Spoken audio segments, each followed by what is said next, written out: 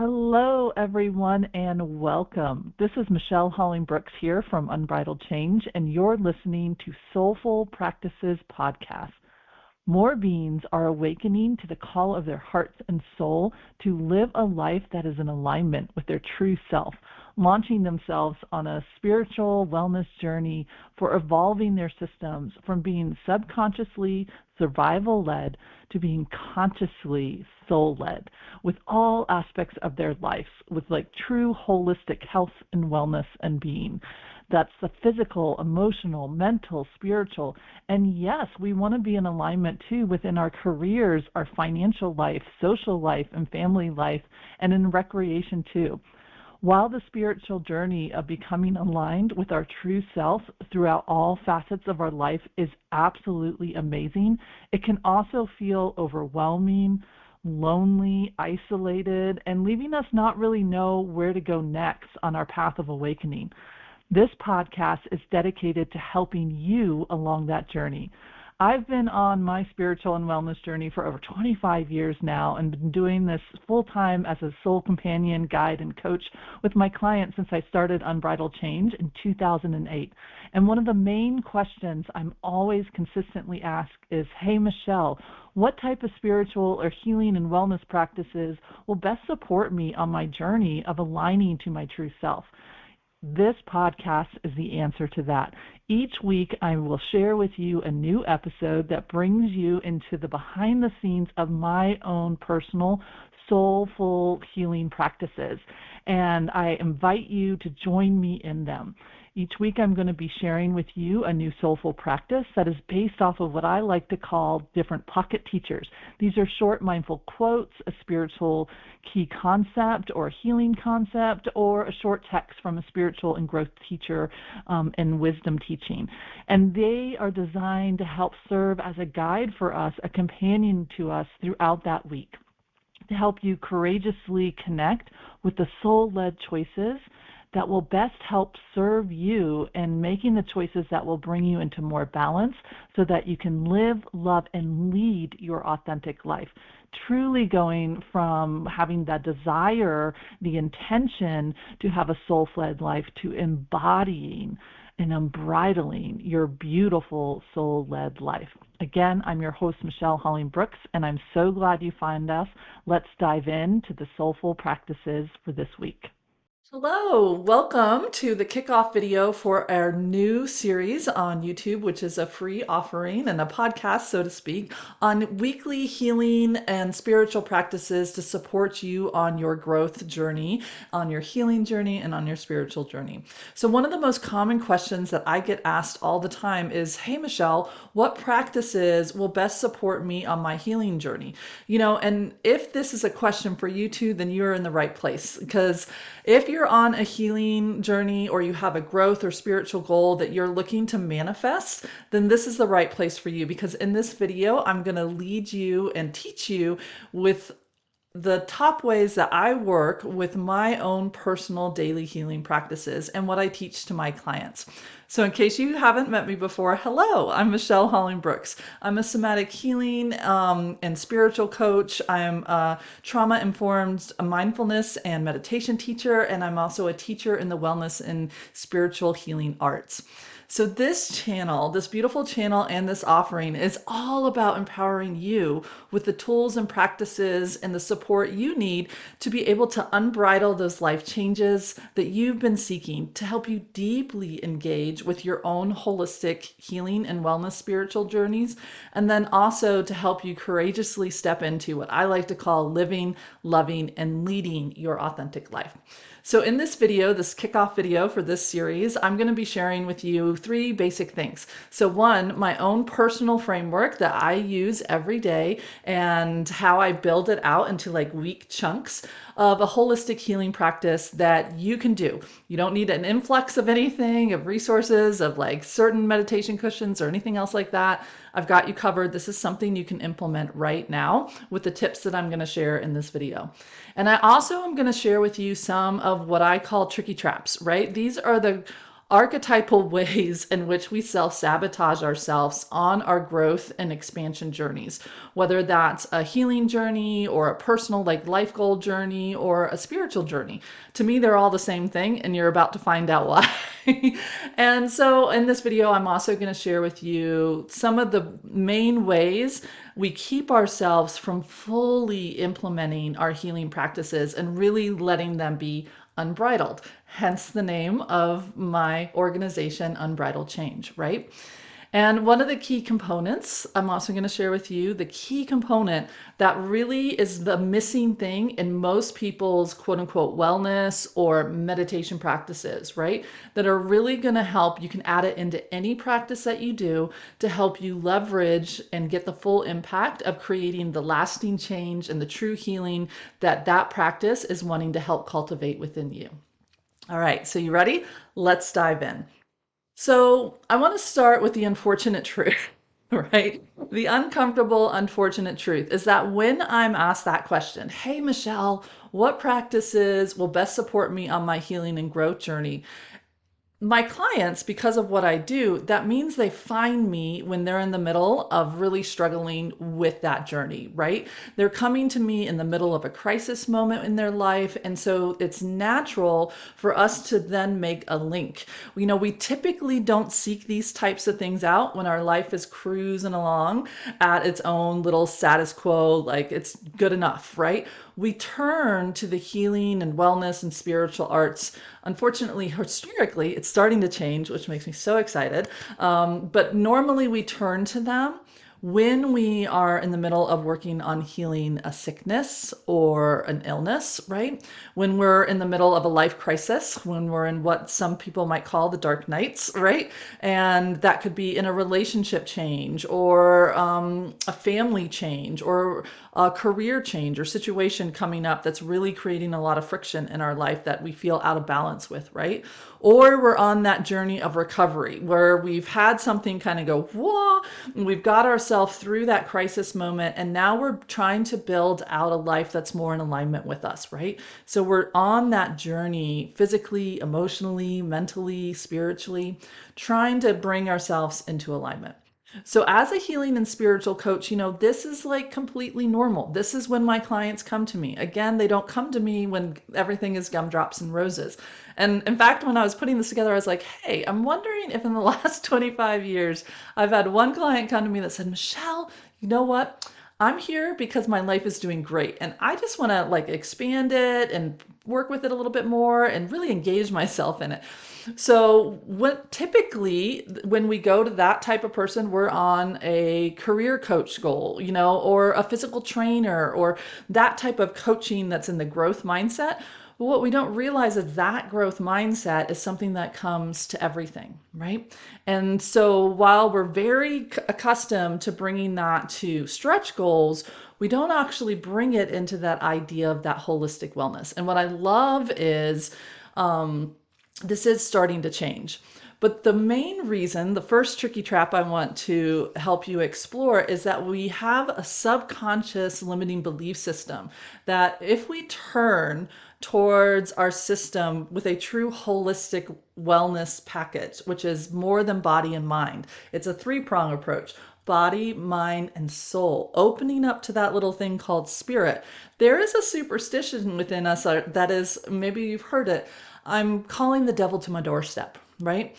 So because of this, we usually go through every other door before we seek a true quote unquote holistic way of being, because we just get a little nervous about opening ourselves up to the soul aspect of us, because we have these mental being protectors that are trying to help us stay in what we think we can control, right? And so right off the bat, one of the first things that I have to help my clients kind of understand is that while they've come to me, that's great, they've been through all these other doors, right? And so usually by the time someone finds me, they've gone through every door they can think of to help them address their current crisis or situation or challenge.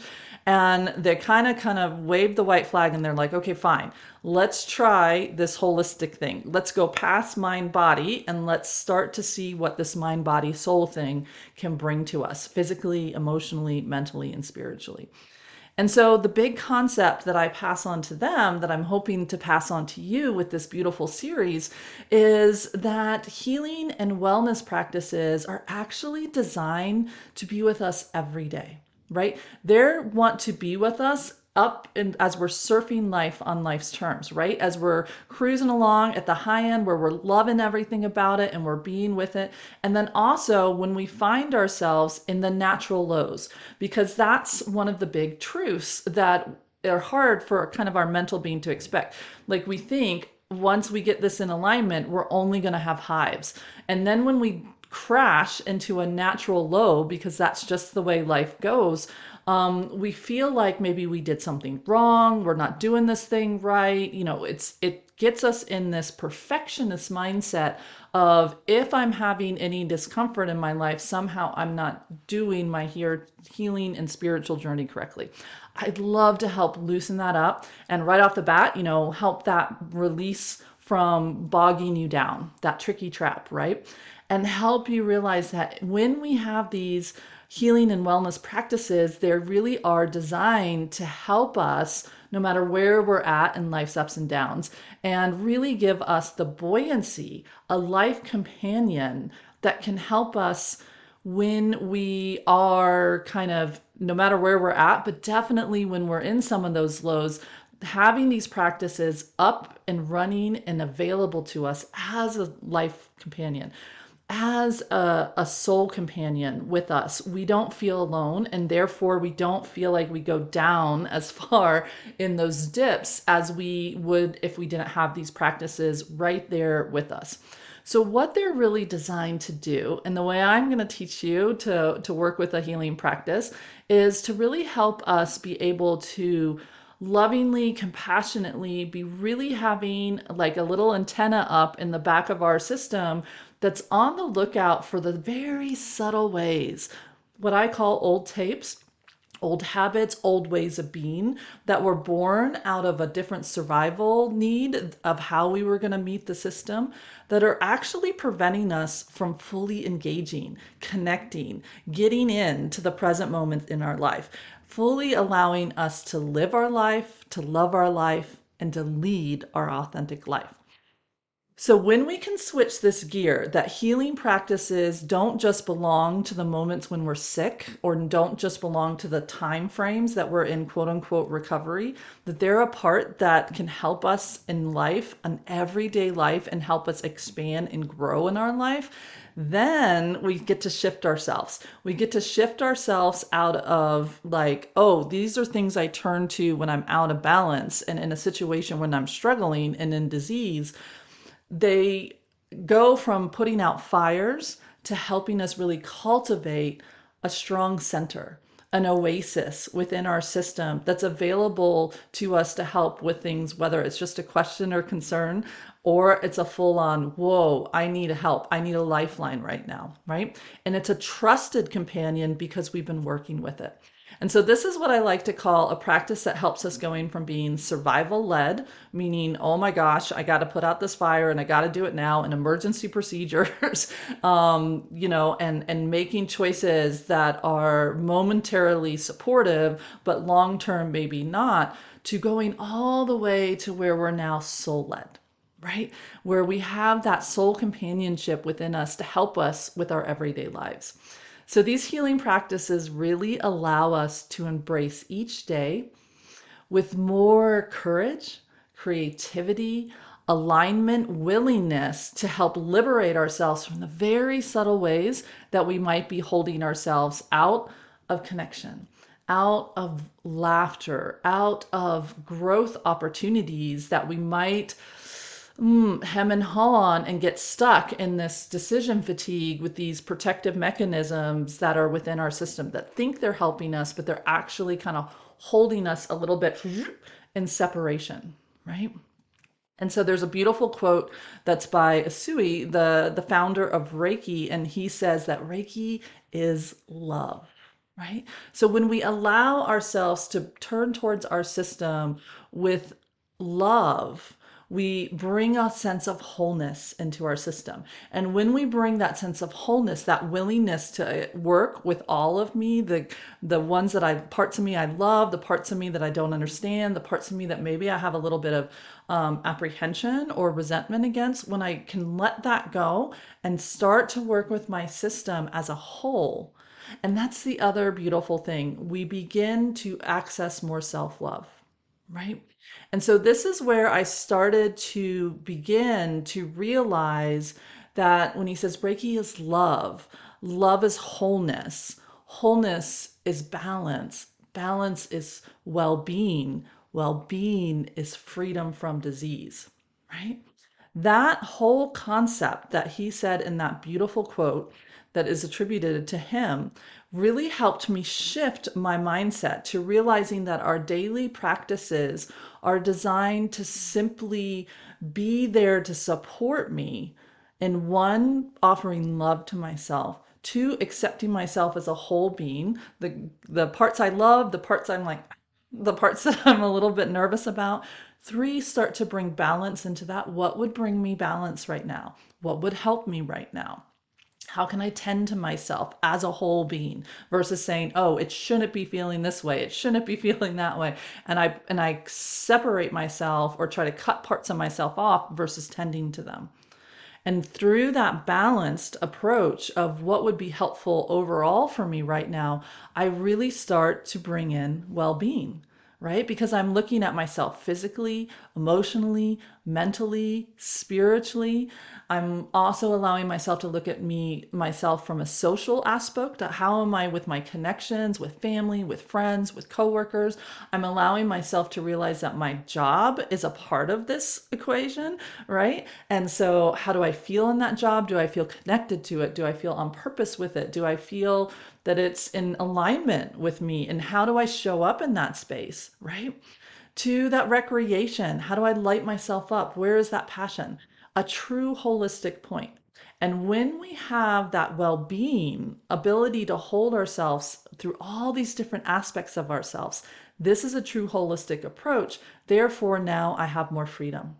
I have more freedom to liberate within myself to tend to these different aspects, these desires to create, these desires to stretch a little outside of my comfort zone, the desire to turn towards a part of me that I've been avoiding and running away from, right? And saying, okay, no, I'm going to find the support that I need to help hold that part of me in that aspect of me, physically, emotionally, mentally, spiritually.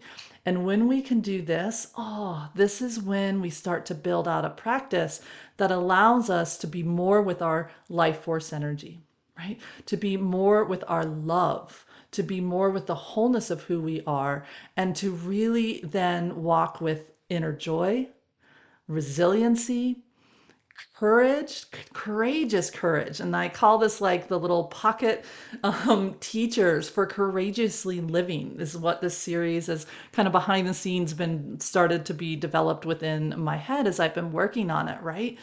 And really then giving us the buoyancy, the resiliency within us to help us restore ourselves to greater wellness and balance, physically, emotionally, mentally, and spiritually. So that's the type of healing practice that we're going to be exploring within this video. And then all the subsequent videos that come in afterwards in this kind of YouTube podcast channel of allowing ourselves to really cultivate these one little bit at a time. Because it's kind of like that old saying is, we can't take on the whole thing at once. We're just going to stay close in and do a little bit at a time. And little bit by little bit, using the mystical laws of the universe, what is in one is in the whole. As we focus in one spot, we're leveraging that and letting it go to the whole of us because we're working in a holistic point of view, right? So by the time we wrap up with this video, I hope that you too will be seeing and understanding and have a desire to adopt a similar daily healing practice that I'm going to share with you, that is a key for helping you live fully, right? And not just working towards a better physical health, but a true holistic health and well-being, right? That freedom from, quote, dis-ease within your system.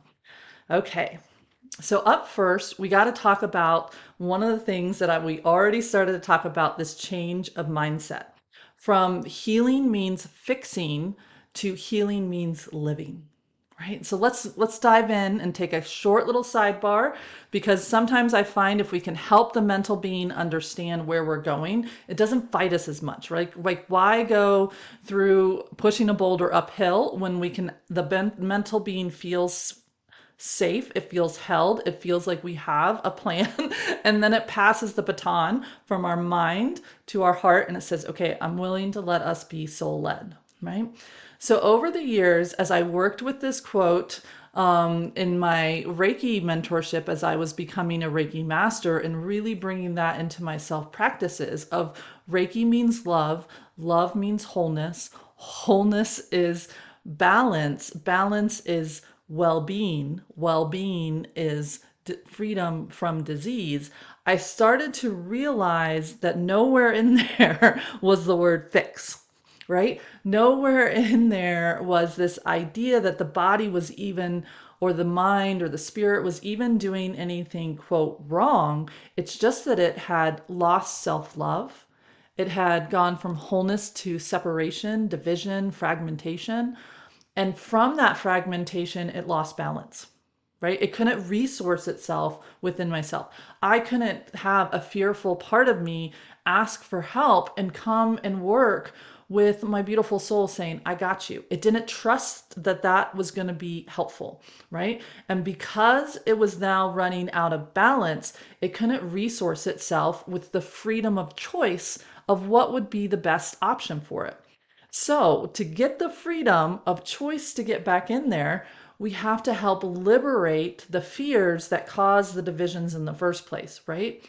So, the idea that we're just going to fix something is not really the right target. When we have that target, we're cutting down and we're separating ourselves and we're saying, I'm only looking to fix this one little problem over here, and I'm not going to look at all the other things that are in the system, right?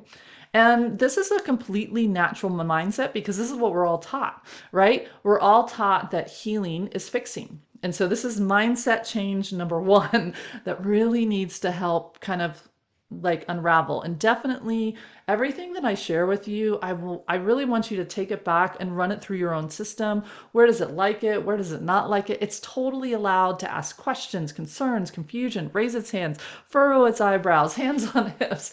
And I just wanted to keep working with it, right? And seeing, because something in there will start to bring it into more attunement with the truth that's coming from the heart and the soul, right?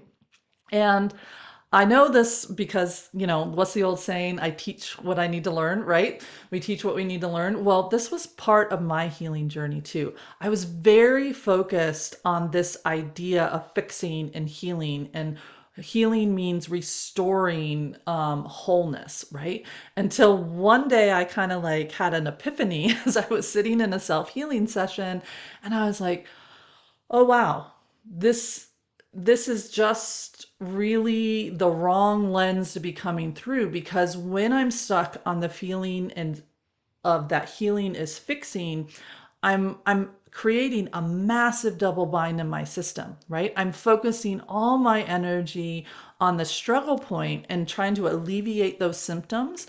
And instead, I wasn't allowing my system to zoom out, get a greater perspective of all the different threads that were coming into why that was manifesting itself within my life, physically, emotionally, mentally, or spiritually.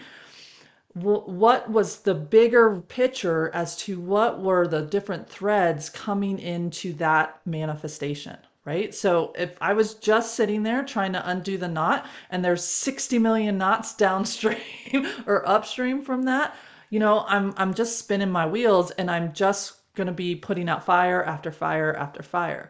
However, if I can shift my gear to allowing myself to work with my whole system and asking that question, what would bring more balance right now?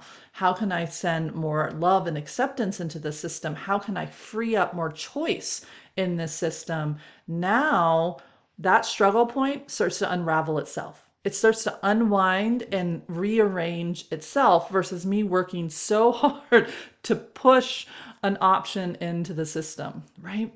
And so this is where we switch from being survival led, oh my gosh, there's a fire, I got to put it out, to being courageously able to be soul led, right? To be able to follow, I don't know why I'm going over here, but I'm going to trust that where I'm going is going to eventually help over here. And the way it's going to help is going to be amazing, all inspiring. I'm going to be like, whoa, that was brilliant, right? So once I started to make this shift, I also upgraded my definition of healing. And so the definition that I have, and I invite all my clients to work with, that I'm now going to invite you to work with, is this idea that instead of healing means fixing, is healing means the action, me truly walking with, breathing with, being with the intention to remember my wholeness, to find those moments when I'm out of separation, stuck in a struggle, and reestablish holding myself as a whole, right? And this means that the true healing work is then beyond just alleviating symptoms. And now I'm working with my healing practices as a real-time conversation, a dialogue within the whole of me, right? Of what needs to come in that will really help us deeply balance and free ourselves from, quote, ease in our system. However, that dis-ease is manifesting itself, again, physically, emotionally, mentally, and spiritually. And from the core of us. So instead of just putting band-aids on things and running around, hitting like the image I always get is like the whack-a-mole, right? Like it's like it pops its little head up and we go whack, whack, whack, and then it pops its little head up there. It's like at some point I was like, wow, Michelle, you're just running around whacking things down in your system and it's popping up here, it's popping up there, it's popping up there. What if we go underneath the surface? What if we go into this idea of what is called soul work? For me is what I call it. Oftentimes it's called self work, inner work, shadow work. All these things is asking us to see behind the curtain of our system. Instead of just the little piece of me that's like popping its head up and saying, hey, I need help. That's just the tip of the iceberg, right? That's just the manifestation of the symptom that's getting my attention, like the little flashing light. We can love that, we can honor that, and yes, absolutely tend to that because we need to, right? And then at the same time, being willing to go below the surface, being willing to ask three main questions that come with every shadow work or soul work or inner work, whatever word you like, right? First, present moment. What is present right now in my life and how am I interacting with it? We're going to find what our system wants us to look at through what's happening in our life right now. There's a beautiful teacher that I absolutely love. Her name is Mary O'Malley, and she's a wonderful thought teacher, spiritual journey, evolutionary, like thought visionary in the field, and one of the main pioneers. And she has a beautiful book out there I highly recommend. It's called What's in the Way is the Way. And when I found her work, it was at the same time this was all kind of coming together and helping me make this mindset shift that we're talking about here. And her thing is that what our life is kind of set up to bring up that which is bound up so that we can free it up, so that we can be with our life in alignment with who we truly be. And so that asks us to, hey, we don't have to try to come up with what we want to work on or what we think we need to work on. That's all mental brain stuff that's going to take us down the wrong road, right? Instead, we want to just pause and say, okay, what's happening in and around my life right now, and how am I interacting with it? Present time, right here, right now, because that's going to bring us our work. We don't have to go find the topic, right? So the next piece of this approach that I teach my clients is now we want to work with wholeness. We want to bring love to understanding what is happening within our system, right? Instead of telling it it's doing something wrong, think about it. Have you ever been in a classroom or something like that and you're getting confused and you're getting nervous and a part of you wants to raise your hand and say, "Hey, I got a question." And then this onslaught, this inner battle starts to happen where it's like self-critics and old times that you raised your hand and it didn't work out well and all this other stuff. And you have parts of you telling you, "No, don't do that. Don't ask. Don't look at that. Don't even talk to the confusion." And it just escalates and creates more and more pressure, more and more anxiety, more and more inner anger and disappointment, and it just starts to spin itself out. If we turn towards our system with a furrowed brow and hands on hips, why are you doing that? Because we think we need to fix it. It's not going to answer. It's going to collapse into a little ball and it's not going to give us the right answer. And if it does give us something, chances are it's an appeasement. It's just trying to get us to leave it alone, right? It really doesn't feel safe to share with us what's happening, right? So we want to turn towards our system with love, with what I call clean compassion, with allowing ourselves to really say, okay, what are the thoughts that are present? What are the mindsets that are present? What are the actions that are subtly causing that I'm doing that are based off of probably exquisite reasons for the past? This is the other little sidebar I just want to put in here to help you hold this practice. Is that everything we do is for a reason, and not just an okay reason, what one of my mentors calls an exquisite reason. And I love that word because it helps me really honor. Everything our system does is because it's what it thinks is the best way to respond. So we don't get a thought or a behavior or a pattern or a way of being that just wakes up in our world and says, "Oh, I think I want to do this today." No, it's come from usually a survival need or a trauma adaptation of this is what we had to do to survive. And I'm not going to question my system and go back and say, "Could you have done this or could you have done that?"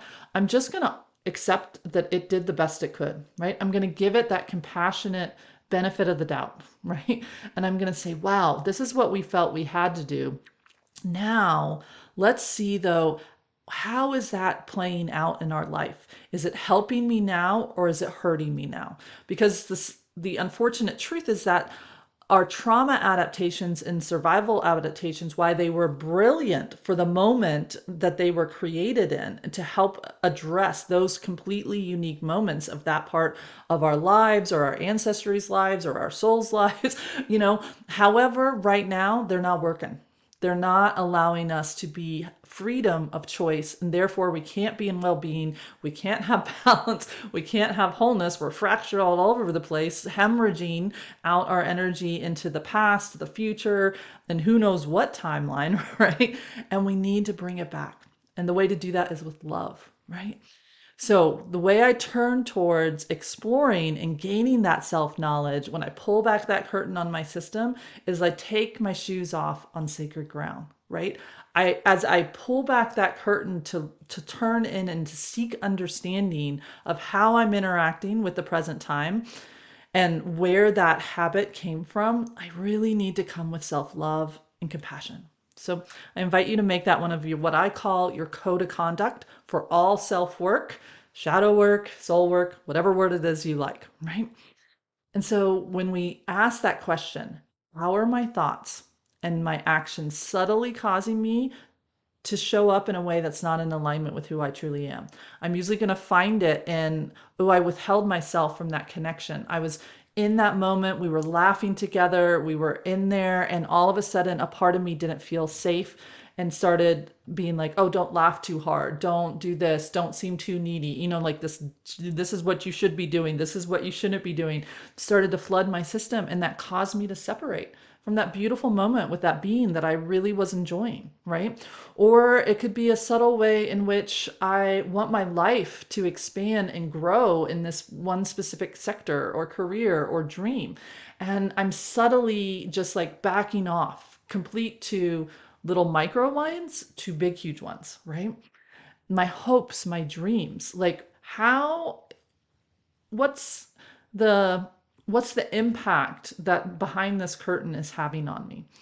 Once we have that awareness, the next part of my three-prong approach for a practice is then action, right? It's like, okay, I've accepted this is what's happening in my present life. I've gotten some awareness and understanding as to kind of some of the threads. Here's the other side note. We can never see the whole picture. I mean, there are so many layers. We are multidimensional beings and we are beings that work in co-creation with each other. And so the choices of the ways these threads come into this moment, we're asking our system to just show us the ones we need to see. And we're trusting it and we're going to move with it, right? And then once we have that, we're going to ask our beautiful heart and soul beings the next question, right? What can I do right now to help support and shifting those inner stances so that I can connect more with both the aspects of myself in the past and the aspects of me right now, so I can be more in balance and aligned with choices that match who I truly am, instead of a protective fear that is driving me from the shadows, forcing me to show up. The image I'd love to give right here is imagine you're sitting in one of those like interview rooms and I used to be a probation officer back in the day. So this is the image that comes in. You're sitting in one of those, it's got a two-way mirror. People can be on the other side and you're stuck on the other side watching yourself, like making choices, moving, doing, being out there. And you're like banging on this wall and you're like, why am I doing that?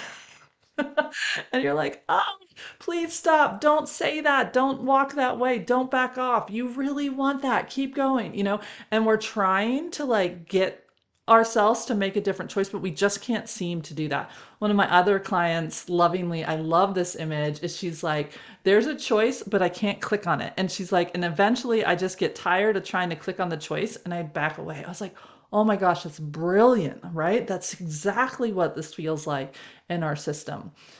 So what we want to do is help our system free up the grip that those survival and those shadow fears have on us, and allow us to have the freedom to move with a choice that truly is in alignment with who we truly be, whether that be tending to ourselves, being in action in the outer world. And so true healing really comes in when we are more willing to move within our own system, to tend to our own system, to make choices on the outside, and to go beyond a fear-based choice into a soul-led choice. Okay. So this allows you, when you follow these three questions, to go from just focusing on a moment of a physical or a mental fire, right? And start to include this beautiful holistic approach that includes you being soul led. So that's the spirit of body, mind, and spirit, right? So that we can engage with our lives in alignment with our heart and our soul's purpose, our heart and our soul's wisdom, and the love that we have for ourselves, so that we can then offer that through everything we do, right? So these three questions include our daily actions. They are going to influence how we work with our social lives, our work lives, our family lives, our financial lives, our physical lives, our emotional. You see how it's really truly holistic in nature? And that to me is the difference. This is when we go from, like I said, firefighters, to really allowing ourselves to work with every aspect of ourselves through whatever playing field we're finding that subtle division on, right? Whatever way we realize, oh, I'm withholding myself, that could be in any part of our life. But when we notice it, because life is set up to bring up that which is bound up so we can free it up, like Mary Malley says, this allows us to be in that choice with a soul companion within us, what I like to call the sacred witness. And that's where we're going to go next. This allows us to give us present time choice that help all facets of our life. Okay. So now that you know basically what those three questions are, those three questions, while they sound simple, can feel pretty daunting to get into, right? Like if I'm going to notice how I'm responding in the present moment, I have to have a way to observe that. And I also have to be willing to get in the present moment. So there's one potential tricky trap. I have to be willing to turn towards my system with love and kindness versus furrowed brows, hands on hips. Why are you doing what you're doing? Right? Like if we catch ourselves doing that, we got to have a massive like whoop. I'm also in the horse world, so I call these half halts, like a pull back on my system, a rein back, and be like, whoa, sister, you're getting too far out there. Let's pause. Let's take a moment and switch the attention that we're sending to our system. We want it to match being led in love, right? And we want to understand that we're going to take our shoes off on sacred ground because we trust that whatever our system did, there's a reason, and we honor that. And we also want to free it up from that division that it had to do in that moment to survive, right? And so, how do you get into these three questions? And how do you get into that ability to click that new choice? Okay, I've done the things. This is what I want to do. This is what I hear coming from my heart and my soul. Let's move. And usually, right there, let's move is where it goes, and we don't move. Or we start to like negotiate with it. I'll move here if I get this assurance first, right? Seeking the fine print of guarantees in the universe, right? We don't want to take the leap of faith. We want to know what we're going to buy before we buy it, so to speak, within our system. And unfortunately, that just doesn't work that way, right? There's no guarantees of if I do this, then I get this from the universe. Instead, it's like, trust me, this is going to bring in balance. You might not see it at first, but it's there, right? Because it's housed in freedom of choice, right? And therefore, whatever that path is that you get started on is going to bring you more empowerment and choice. So to help my clients get into this without feeling overwhelmed and right off the bat tapping out and being like, whoo, I just want to just give me a pill, give me the mantra, Michelle. I don't, this whole idea of working with my system feels really overwhelming. I go, I got you. I got you. And I'm going to help you break it down into a very simple way, right? The other thing that their system kind of throws at me are these yeah buts like this. And if any of these are happening, I want to help give you an exit ramp from them right away. One, they already kind of say, but Michelle, I hear what you're saying, but I already have a wellness practice. I work out or I go to yoga or Pilates. I have a mindful movement practice. I'm not seeing the difference between your three questions and what I'm already doing. I go, fair enough. I'll tell you. Hold on. The other big one that almost always comes up is like, Michelle, I am so busy. The idea of spending time to do what you just asked me with those three questions, while they sound simple, that's just more pressure. I am so busy. I've got this, and this to do. I came to you for stress management, and now you're asking me to do more things. This feels really overwhelming, and I don't know why. I just feel like it's too much, right? I got you covered on that one too. And then the other one is some type of religious concern. Either I'm very religious and I don't know how this holistic approach is going to fit into my faith, or I'm like non-religious and I have some big protectors that do not want me to go anywhere near the quote unquote spirit or soul part. I'm totally comfortable being in mind body practices. I'm willing to work on my vagal tone. I'm willing to work on mindfulness meditation from a non-religious point of view, based off of science, based off of helping myself get into ventral vagal. These are the things I'm willing to do and not do. And I go, no worries. I got you. I got you on all three of these because basically it's the same response for all three of these concerns. So in case one of these is happening for you right now, let me help you out. First, this practice isn't about the type of activities we do or don't do to create this healing practice. The type of practice I teach is based off of intention and the process I'm going to teach you of how to take that intention into action within your system. And that's what makes it so powerful. So the second question of, hey, I'm already doing this, doesn't happen, or does it work with my faith or not, with the type of however my belief system is set up. This practice is completely what I love to call adjunct, and it's non-denominational, meaning you can bring it to whatever you're doing, right? It just is a beautiful missing ingredient that's going to help bring everything you're doing, whether that's a prayer practice, a mindful movement practice, a workout practice, whatever it is that you're up to, you can bring this to it. And it will help you really leverage the full extent of understanding and rewiring the system behind the curtain, right? Instead of trying to force a change into it or just put out a fire, we're going to the underneath layer and we're helping to work with the earth within you that is bound up the way it is for a reason, right? And we want to help it soften. So you can bring it into any routine that you already have, and it's just a great adjunct, right? And lastly, to the busy one. I'm a busy mom too, right?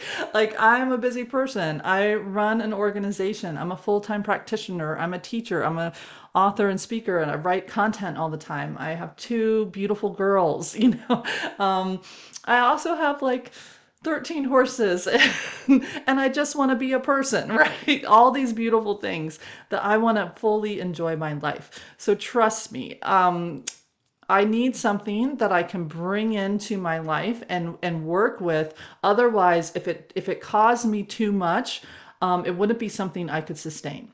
So this is something that I don't want to add in necessarily a new task. We want to take a look at your life. I'd invite you to kind of look at your life and see, where do you think you could put this in tandem with as adjunct. So this might be when you're walking. This might be when you're folding clothes or sweeping the floor. For me, it's when I'm picking the pastures and the paddocks for the horses. Like, this is the great time for me to be in my mindfulness and my meditation work, kind of building and putting two things together, right?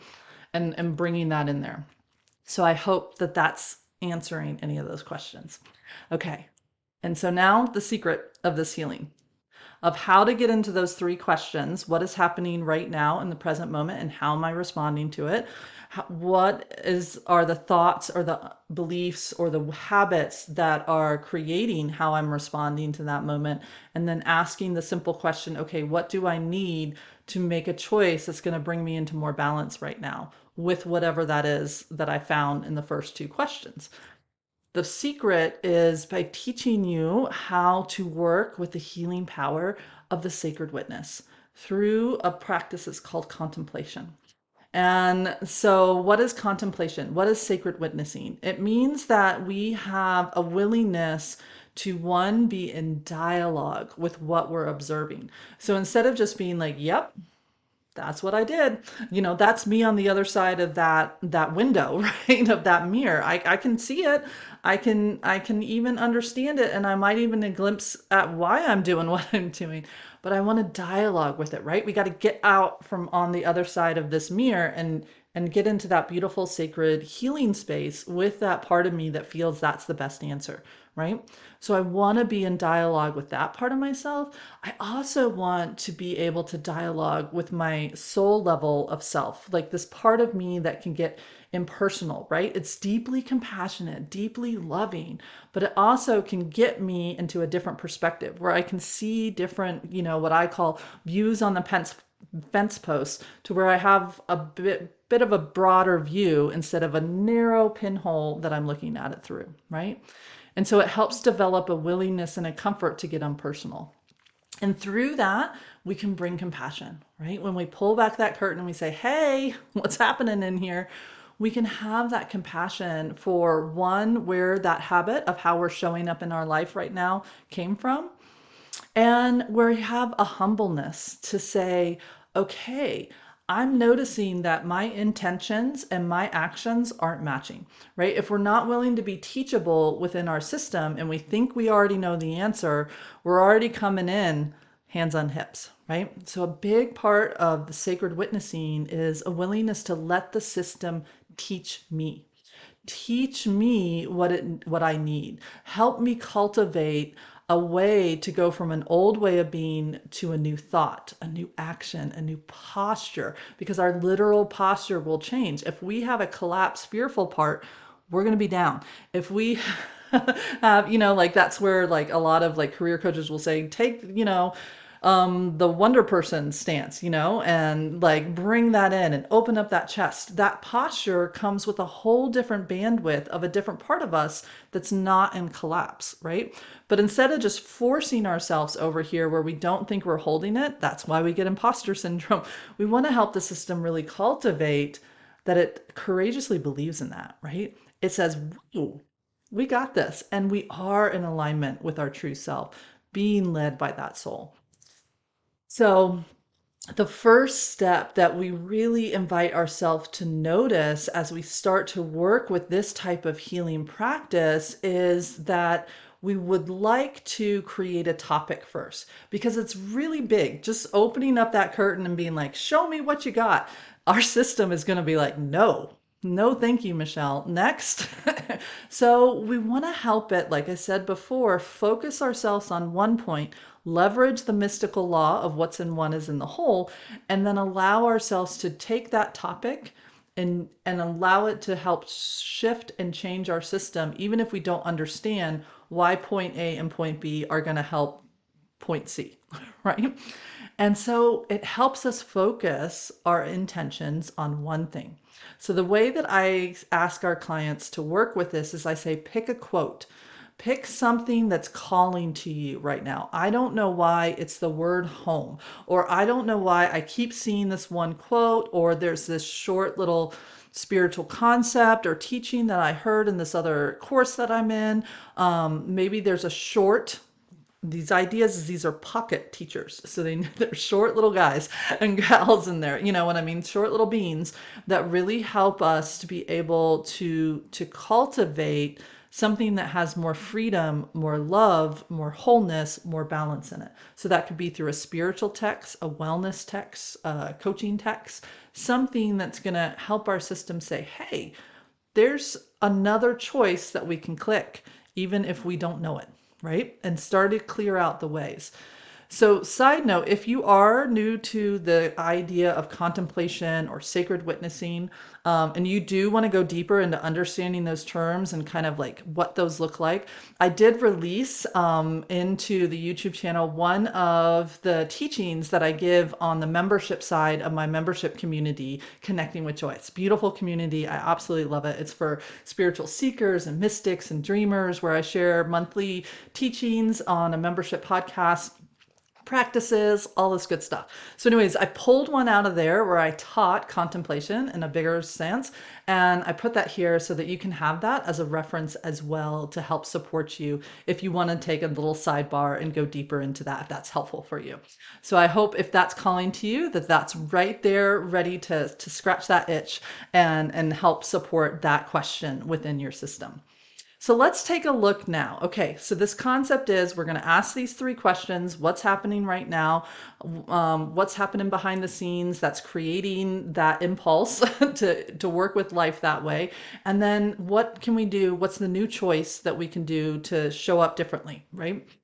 And we know that we're going to find that through this concept of a quote, and we're going to work on it each day.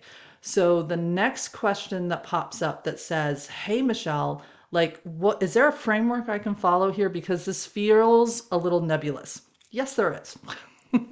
And so the format of the daily healing practice I teach is super simple framework of like the check-ins.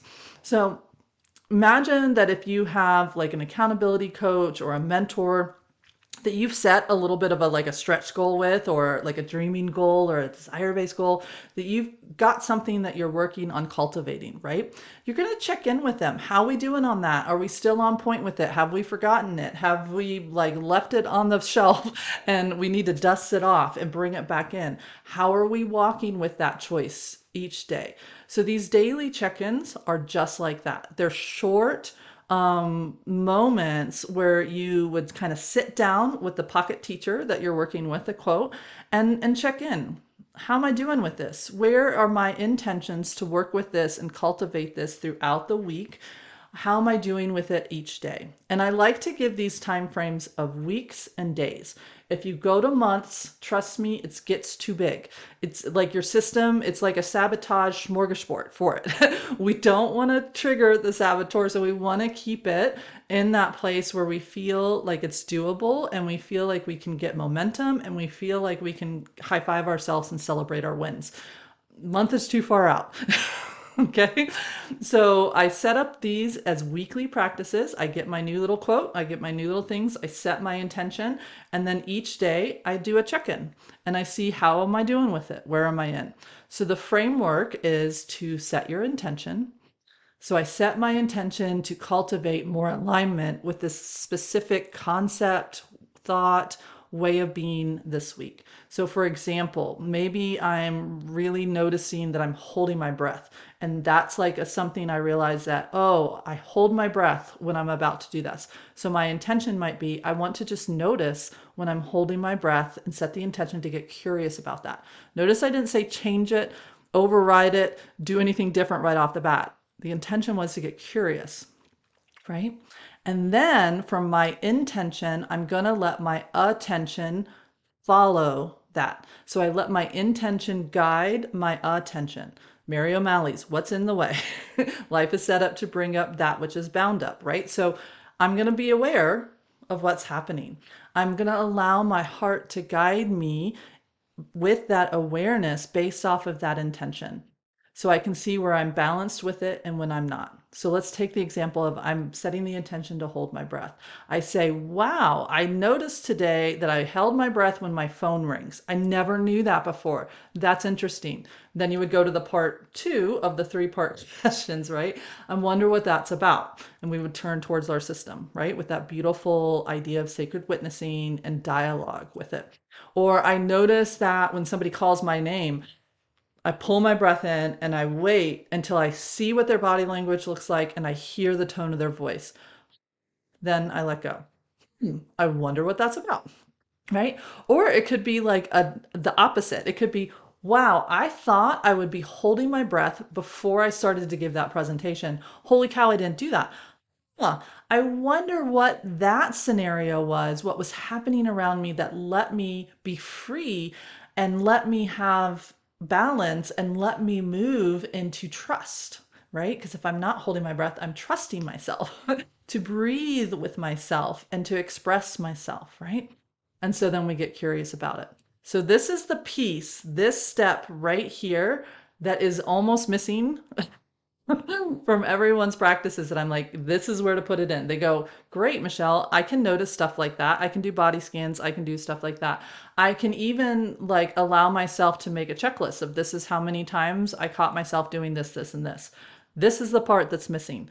The third prong from intention, attention is flow or no tension and engagement, right? So this step is the one that brings us into dialogue. This is the one where we're not going to take an action first. Like notice when we notice I was holding my breath with the phone, I didn't automatically put a replacement trigger on it. I notice I'm holding my breath when my phone rings, I'm going to exhale. I'm going to take 3 breaths, then I'm going to answer it. That's a force changed into the system. Trust me, that is going to backfire somewhere because we don't understand why it's doing what it's doing. I'm just trying to put out the fire of that thing, right?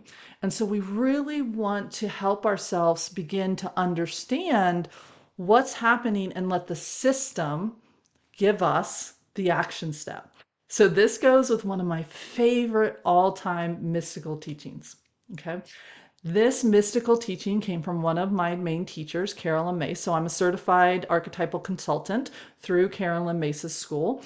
And so as one of my teachers, this was in one of her workshops. She said, one of the keys to allowing ourselves to be in right alignment with our guidance and our soul's guidance instead of a protector's guidance, these are my words, these aren't hers, and this is her words, is that we need to take no action, leave nothing undone. This is a mystical law she was teaching, that when we take no action, we leave nothing undone. And that's a paradox because it's a mystic, right?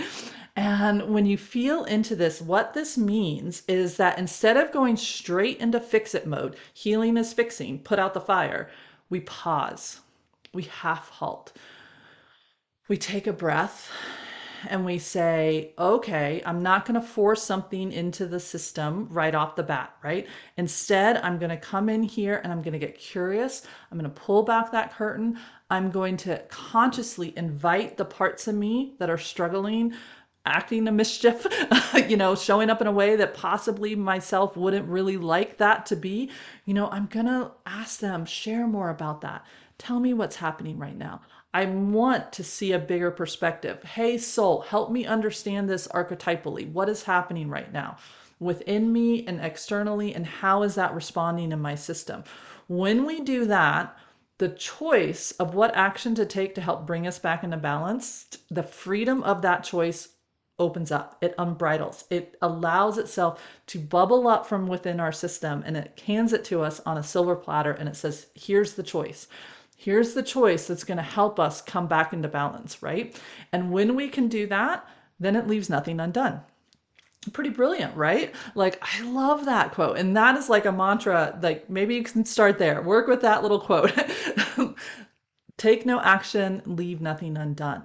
So when we get nervous and we want to just engage, we just want to get into it, and so we are forcing a flow, right? We're engaging with what we think we want to do, but if what we're only working with is the top of that little iceberg, that all the other stuff is under there, we're hemorrhaging our energy. We're running in circles, or what another beautiful person said, running down the wrong road faster, right?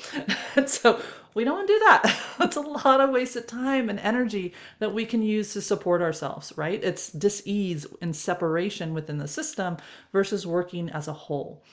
And so when we can take no action, the action that comes forward is going to be engaged in our actual flow, in our beautiful divine essence of what will best serve us and what is the highest good and benefit of all. Because, oh, by the way, we are part of that all. And it's like, it's hard when we're in separation to believe that that's possible, but there is a way to do that, right? So we can follow that heart-led guidance, soul-led guidance, instead of that protective, managing part of me that is probably going to just create more dis-ease in the system. It's going to put out a fire, but at a cost, right? And so it leaves stuff undone. If we don't want to do that, we need to back up, right? And we need to ask ourselves to stop, pause, and then come back in. So in short, what these healing practices really help you do is they help you break the karmic wheel of just cause and effect that based off of past choices, past decisions, past experiences, past ways of being that were helpful here, but not helpful there, and helps us take what I call an exit ramp over to a new choice so that we can be in our flow instead of the karmic wheel, like hamster wheel that's just churning, churning, churning, churning. And maybe every once in a while gets a little bit of a shift, but not very much, right? We want to get off the wheel. And the way we do that is the pause, turning towards our system, asking the question, what is happening right now? And how am I interacting with it? And from that pause, we let it guide us into the next question of what is here? And with love and compassion. So the last concept that I really want to share with you to help you engage with this healing practice is one that does come from Buddhism, and it's part of the four immeasurables, or the four great virtues. Okay, and that is the idea of how do we turn towards ourselves or somebody else's system. Take your shoes off on sacred ground is with compassion, love and kindness, sympathetic joy, and equanimity. Right? So if we say to a part, that is silly, why are you worried about that? That is ridiculous. That's like a hangnail. I thought you had something big that you wanted to tell me about. If we do that, when it gives us that answer, we're going to lose respect in our own system. We're going to lose willingness because it's not going to trust us to honor that that is a big deal to that part of the system.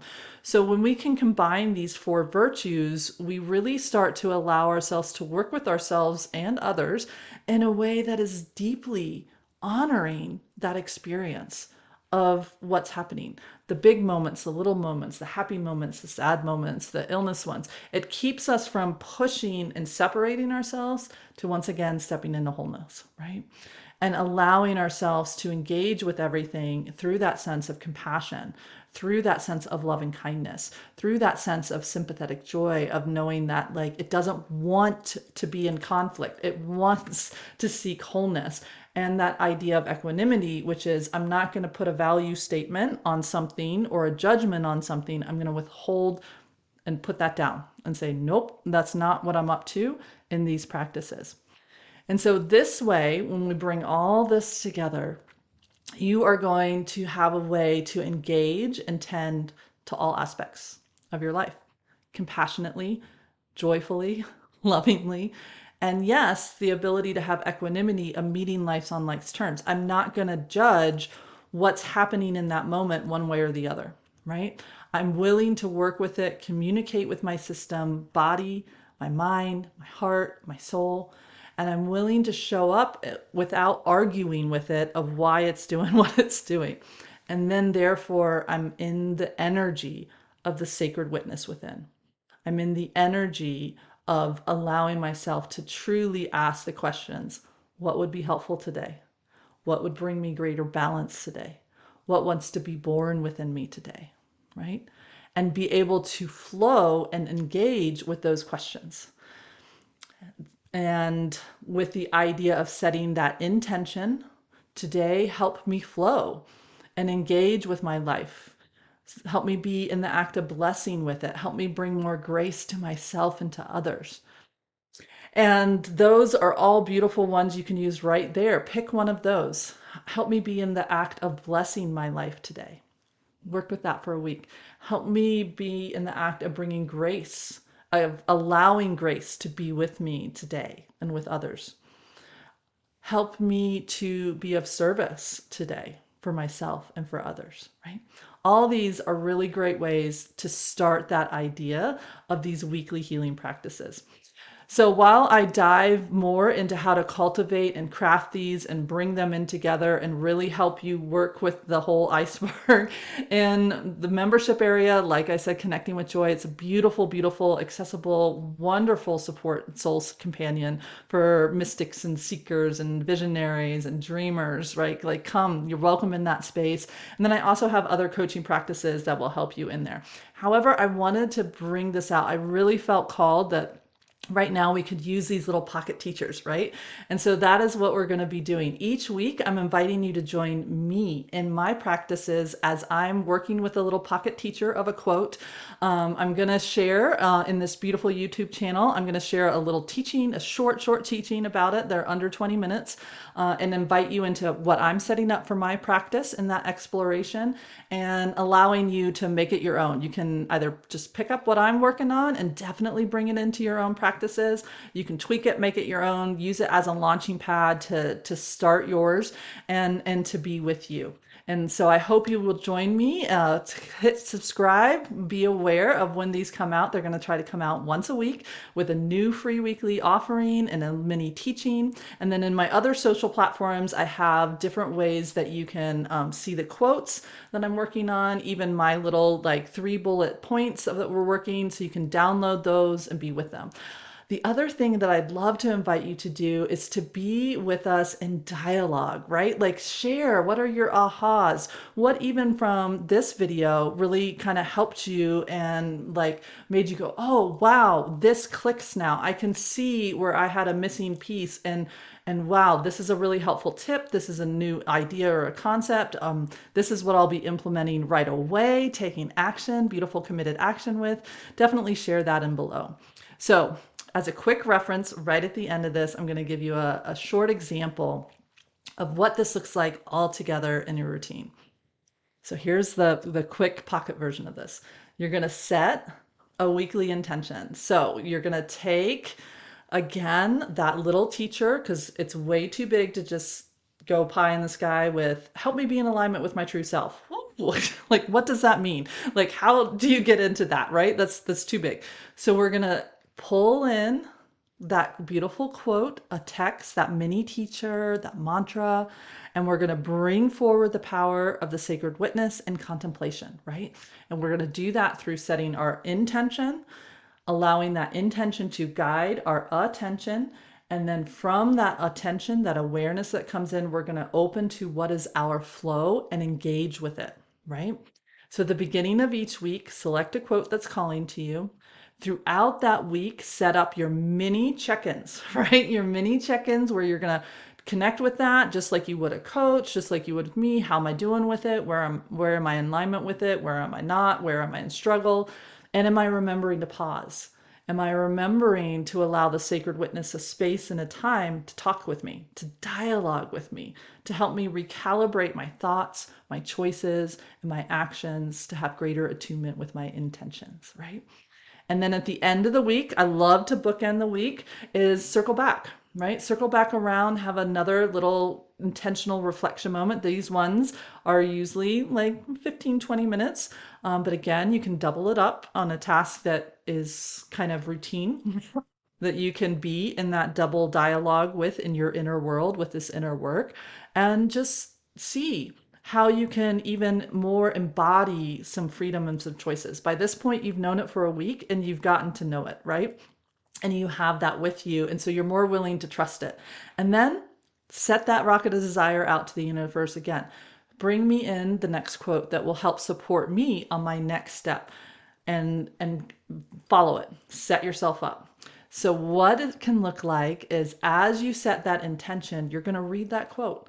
And as you read it, you open yourself up to that inner dialogue. You can use Reiki energy, or you can just invite yourself, my beautiful wise one self, please come forward and help me partner with this teacher of this quote this week. Help me explore its energy, its spirit, its the actions that are wanting to come forward that are within it through the different phrases or meanings or essence of it. Next, allow your attention to flow there, right? Invite your attention to check in with you. I teach my clients how to do this through a 4 body check-in. Their physical being, what are the sensations somatically that are happening? What are the thoughts that are present through that mental being? I'm an IFS informed coach, so I work with internal family system or part system. But however you want to do that, just get in there and start asking like, hey, I'm curious. What does this look like, right?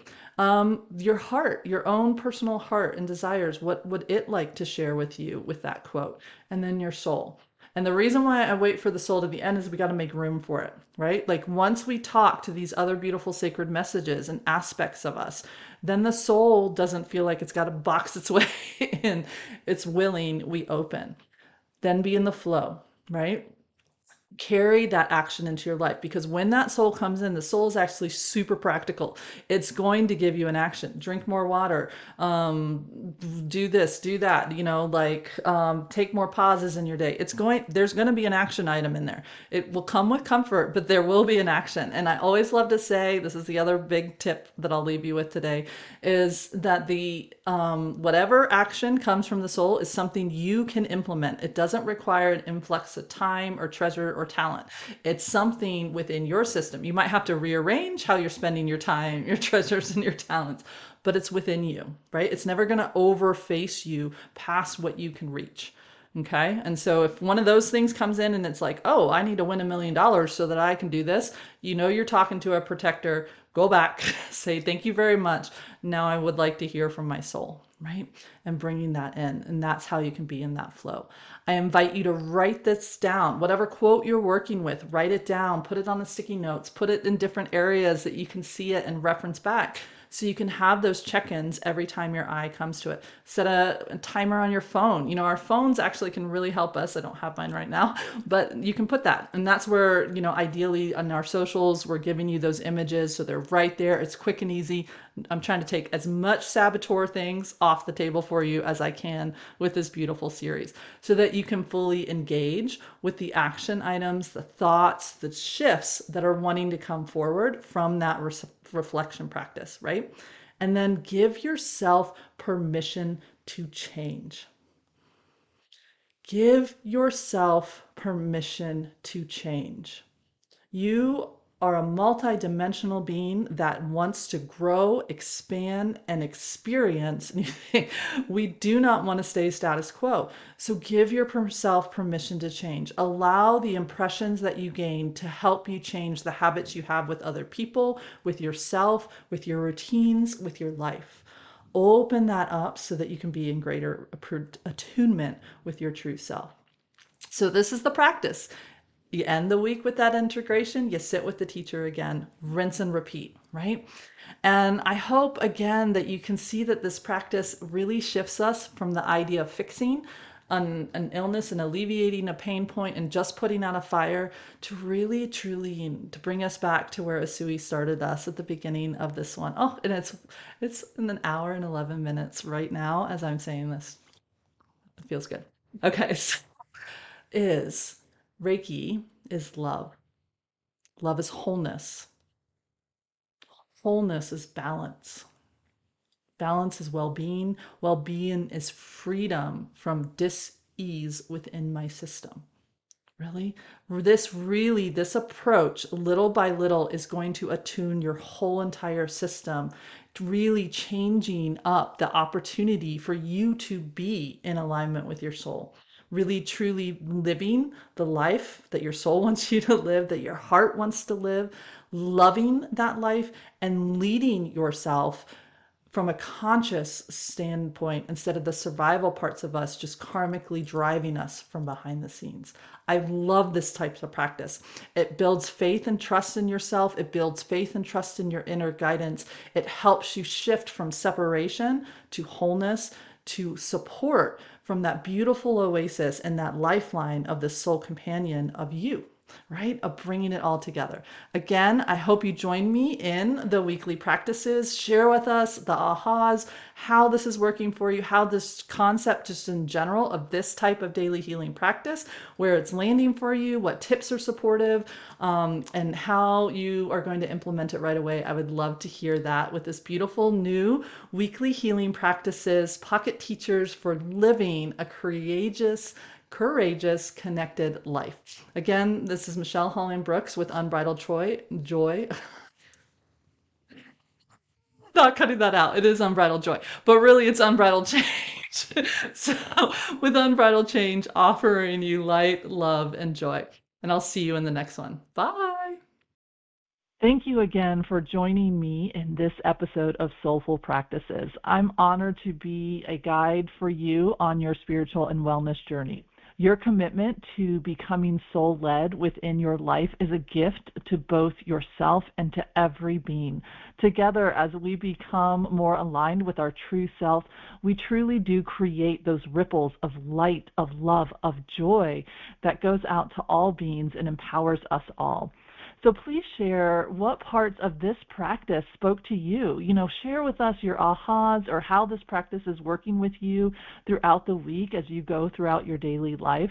And don't forget to subscribe to this podcast so that you can stay up to date with the next soulful practice and pocket teacher that wants to help you create that courageous connection to your soul-led life. If you feel called to share this podcast with your friends and family or to write a review, please do so, because it will help increase that beautiful circle of soul-led companions throughout this world. Together, we can create a beautiful, soulful conversation, connections with others, and help each other on our journey. Like Ram Dass says, we are all just walking each other home. Again, this is your host, Michelle Holling-Brooks. Until we meet again in the next Soulful Practice episode, offering you a blessing of light, of love, of joy on your journey.